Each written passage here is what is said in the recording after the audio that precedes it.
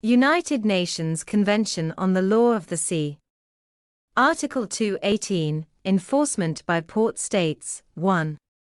When a vessel is voluntarily within a port, or at an offshore terminal of a state, that state may undertake investigations, and, where the evidence so warrants, institute proceedings in respect of any discharge from that vessel outside the internal waters, territorial sea, or exclusive economic zone of that state in violation of applicable international rules and standards established through the competent international organization or general diplomatic conference. 2.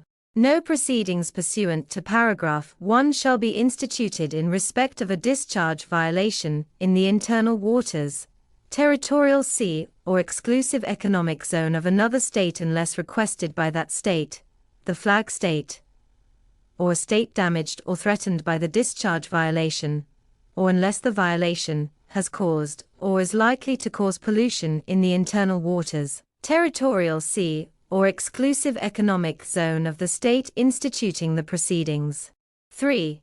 When a vessel is voluntarily within a port, or at an offshore terminal of a state, that state shall, as far as practicable, comply with requests from any state for investigation of a discharge violation referred to in paragraph 1, believed to have occurred in, caused, or threatened damage to the internal waters, territorial sea, or exclusive economic zone of the requesting state.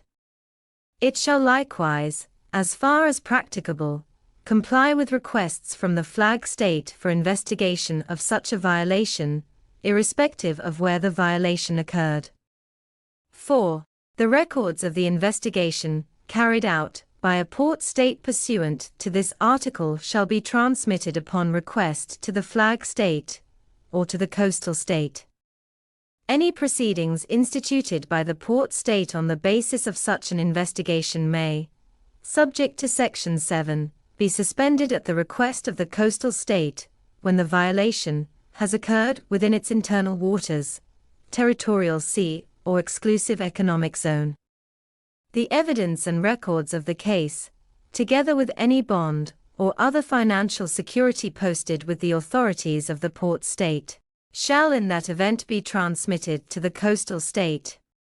Such transmittal shall preclude the continuation of proceedings in the port state.